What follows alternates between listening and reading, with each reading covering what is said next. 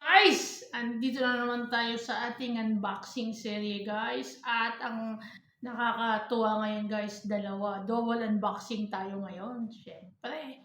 Pero bago tayo mag-dive in sa ating unbox ngayon, natural, kailangan nating magpasalamat kay Lord sa kanyang walang sawang paggabay sa atin, sa lahat ng kanyang mga provisions, sa ating family, sa ating mga friends and subscribers na walang sawang nanonood sa ating mga videos guys. Guys, kanina nagsimba ako pero excited akong umuwi kasi mag-unbox nga ako ngayon ng dalawa.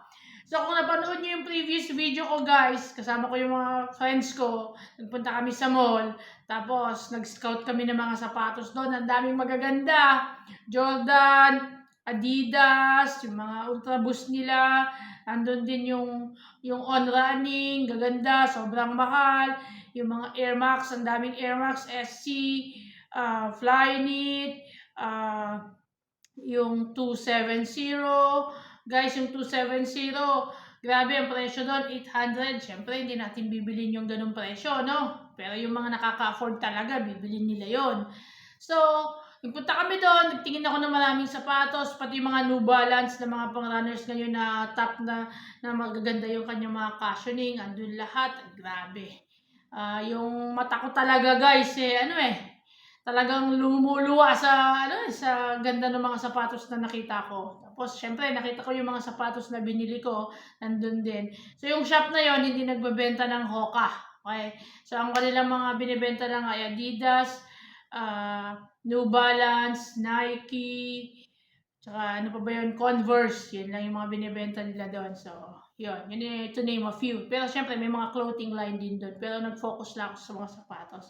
So, yung mga sapatos na nakita nyo, maaaring kayo, isa sa mga pwedeng magkaroon nun sa ating nalalapit na raffle, sa ating giveaway, guys. Napakasimple ng ating rules para magkaroon ng entry. Kung hindi pa kayo nagsusubscribe, mag-subscribe na kayo, i-comment nyo lang yung shoe size nyo sa video na to. Okay, kung napanood nyo na yung mga ibang videos ko at nakapag-comment na kayo guys doon, may entry na kayo. So ito, kino-call out ko yung mga hindi pa nagsusubscribe at saka yung mga nag-subscribe na hindi nag-comment. Hindi kayo makakasali doon sa entry. Kailangan mag-comment kayo ng shoe size nyo. Okay? So yun, let's dive in. Okay? Double unboxing tayo guys. Siyempre, dalawang sapatos yun. You know? Guys, sa totoo lang, nagpapasalamat ako sa mga patrons ko kasi kapag nakikita nila yung mga sapatos at sinasabi ko na ganito ko lang nakuha yung presyo noon, still deal talaga, naka-sale, tapos maganda pa yung size, tuntua sila. Kaya eto, hindi sa akin to guys nagpabili lang yung mga kaibigan ko. So, salamat sa mga patrons ko na yun at nagtitiwala kayo sa aking skills, sa aking mga skills para makakuha kayo ng magandang sapatos. Yun. Unahin natin guys. Actually, pareho lang to guys. Dalawa, magkaiba lang ng size. Yun. Unahin natin yung size 40. Okay? Men's size 7. Yun. Guys.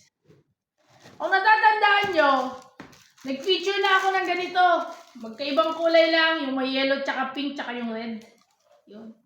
Ngayon, ang pinabili naman guys, ay ang full black and white lang. Okay. So guys, ito yung Air Max SC. Okay. Air Max NA5 SC. Okay. Ito yung size 7. Size 7. So, pakita ko muna yung isang sapatos. Ito, isa. So, syempre, meron pa tayong isa ulit. Yung patong natin dito. Ito yung isa. Tapos, ito naman yung mas malaki. Double unboxing tayo guys Okay, yun. Yun. Okay, ganyan. So, ito naman size 42. Okay. Dalawa guys size 40. Yun. Tapos ito naman yung size 42. Okay. Yun. Parang umuulan ng sapatos dito guys. Dati, ang goal ko lang, mag-unbox ng mga shoes ko na hindi ko pa nagagamit. Tapos, pagka nayaring ako mag-unbox ng iba, i-feature ko yung mga na-acquire kong sapatos through time. Kaso, hindi ko nasisimulan. Ang feature ko pa lang na sapatos dito kay yung snakeskin na Jordan, yung light bone. Yung pa lang, ang nag-feature ko. All the rest, puro mga bago na yung mga nailalabas ko. Kasi yung iba, nagpapabili sila. Tapos, yun, ina-unbox ko na rin. So, okay sa kanila yun. So, guys, dalawang Air Max SC. Yun. Yun, yan. Okay. So, guys, puntahan natin. Siyempre, hindi ito yung unang Air Max SC na, na feature ko dito. Pero, sige, for the sake of clarity and information sa mga bago kong manonood, sasabihin ko sa inyo kung ano yung mga features nito. Okay, tabi natin yung box na yan dyan. Mas buhatin natin itong mas maliit kasi siyempre mas mabigat. Tanggalin natin itong mga papel na to. Yan. Okay.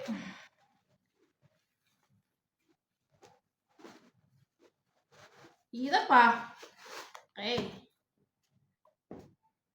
Guys, itong mga sapatos na to actually, unisex ito.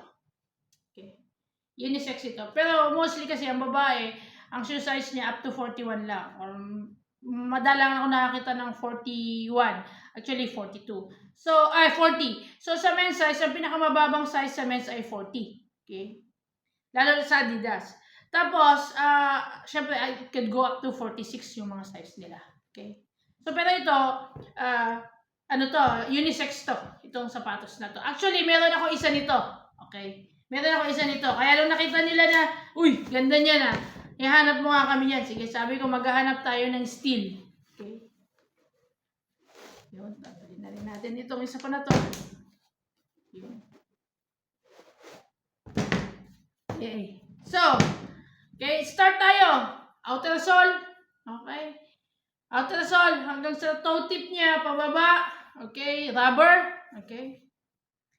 Rubber ang outer sole niya. Alam niyo na kung anong purpose ng mga ganitong design, for traction and durability. Okay. So, yun. Yan ang tinatawag nating mga rubber, guys, for traction and durability. Okay. Tapos, start natin mudguard. Okay. Leather ang mudguard niya. Okay. Mag-i-extend ng konti hanggang dito sa kanyang quarter. Pero kalahati lang. Tapos, ang swoosh niya. Okay. Leather din. Andito yung kanyang logo. Okay. Ang isa pang logo ay nasa tang. Okay. Tapos, ang vamp niya, material niya, guys, combination na siya ng textile tsaka mesh. Ayan ba? Okay, yan. Okay. Yun. Tapos, ang eye stay niya, guys, leather. In-explain ko sa inyo na maganda ang may eye stay na leather kasi additional support yan kapag niyayank nyo, hinihila nyo yung inyong shoelace. Tapos, meron siyang additional na eyelets dito sa dalawa para kung gusto nyo maging narrow kasi medyo maluwag sa inyo, ilalagay nyo lang dito sa dalawa pang ito yung inyong shoelace. Ayun may butas na isa. Yun. Dito din sa kabila, guys. Siyempre, yun. Okay, yan. So, pwede nyo pang ilagay dito para kapag yung magsusuot nito, may narrow ang paa kasi hindi naman masyadong wide. Nasa middle ito. Okay, na width. Okay, yun. So, yan. Meron din dito for additional support kung gusto nyo, para higpitan nyo, lalo na kapag kayo ay gustong tumakbo. Pwede yon para hindi naglalaro yung paa nyo. Pero kung casual walk lang kayo, kahit hindi nyo nailagay yun dyan. Okay. Let's go to the lace, guys. Lace nito ay traditional lace, yung tinatawag nating flat lacing. Okay, traditional lang to. Ayos naman. Okay. Tapos, hindi ito gusseted, guys, na yung tang na nakatahi dito sa side na to. Hindi. Ang pagkakatahi lang nitong tang niya ay dito. Sa ilalim lang dito. So, diretso lang to kapag hinila akong ganon. Yung iba, hindi mo mahihila ito, may angat ng ganon kasi nakatali dito. So, mostly kapag mga running, gusseted yung tang nila kasi tinatahi nila dito for additional support. Kasi, para hindi mo may tataas na ganon kasi kapag running o kaya pang mga ATR yung ginagamit nyo, hindi mapapasok yung mga debris o dirt. Kailangan nakaganon lang yun. Okay. Pero since ito, hindi naman siya talaga design for running or mid-fitness. Pwede, pang treadmill, yung nag-walk lang kayo sa treadmill. Mid-fitness lang to. Hindi nyo kailangan gawin ito sa mga pang-running or anything. Okay? Kasi hindi to ganun kalambot. Pero maganda pa rin ang kasya niya. Okay? In-explain ko na sa inyo dati ang purpose ng mga airbox na ganito. Okay? Ito yung may mga pressurized gas. Sabi ko, para sa binubuhat niya yung inyong weight. Okay? So, pero hindi ito full na na pressurized gas katulad ng Air Max 720 o kaya yung Air Max 270 na kalahati o kaya yung Flyknit na marami siyang pressurized gas dito. Pinicture ko na dati yung Flyknit sa inyo na na-acquire ko, sarap sa paa guys, yung yarn na elastic dito, tapos yung ang mga lagayan lang ng ng eyelets niya parang mga small ropes. Yun, di ba? Okay. So yun, ito ang pinaka-advantage lang ng mga to is ang pinakamagandang feature nito ay yung mga parang casual walking lang. Okay. Di ba? So, yan ang kanyang mga features. Papormahan lang to, guys. So, paano nyo ipoporma ito? So, basically, ang style ko lang ng pagpoporma ko, hindi ako gaganon kagaling sa fashion, guys. Pero dark, light, light, light, dark. So, halimbawa, nagsuot kayo ng black, samahan nyo naman siya ito din na pwede kayo mag-pants ng black dito. Tapos, kapag black ang pants nyo, parang, pag nag-medyas kayo, black din. No. Kasi, parang ang sapatos nyo ay continuous ang pants nyo, continuous niya ng inyong medyas. Okay. Pero kung gusto nyo naman makulay ang medyas nyo, guys, walang magbabawal sa inyo, basta confident kayong magdala ng inyong outfit. Okay? Tapos yun, syempre puti. Okay, maganda din sa puting t-shirt. Yun. Diba? So actually ito, pwede na tong gayak na ganito. Yun. Diba? So, guys, ito, magkano ko ba na-score to? Okay. Size 40. Guys, tiningnan namin to sa mall. Kasi diba, nag-mall kami nung Friday. Ang presyo nito, guys, 379. Okay, 379 dirhams. Sa dollars, pwede mong sabihin $105. Okay? Sa Philippine peso, maglalabas na ito ng mga sa 5,000 pesos. Ilalagay ko sa ang presyo nito sa channel natin. Okay? Tapos yung size 42. Okay? Kasi dalawa to, no?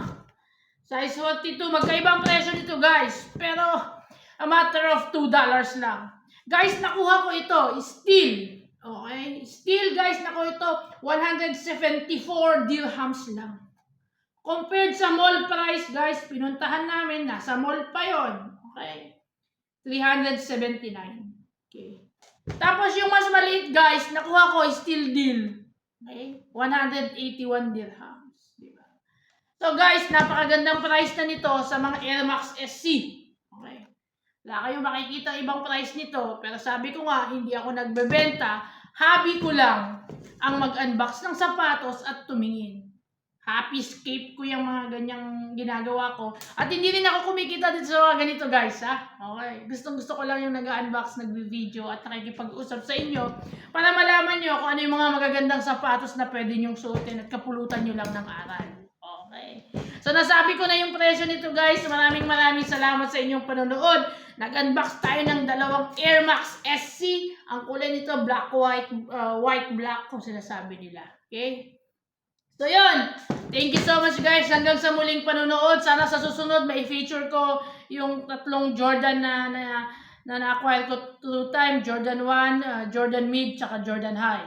Okay? Kasi when yung Jordan na ganyan lang, low ang tawag doon, tapos yung mid, tapos yung high. So, susunod na araw at sana hindi tayo makapag-feature ako ng Jordans ulit. Yeah, katulad nung ginawa ko dun sa snakeskin na light bone.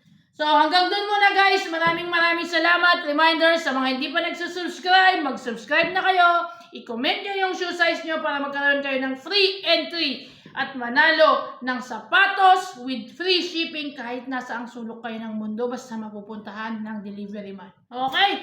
Thank you so much sa mga subscriber ko sa United Arab Emirates. Magandang hapon sa inyo. Sa nasa Pilipinas, magandang gabi. Sa nasa Amerika, magandang umaga. Okay, hanggang sa muli, guys. Thank you so much. Bye-bye!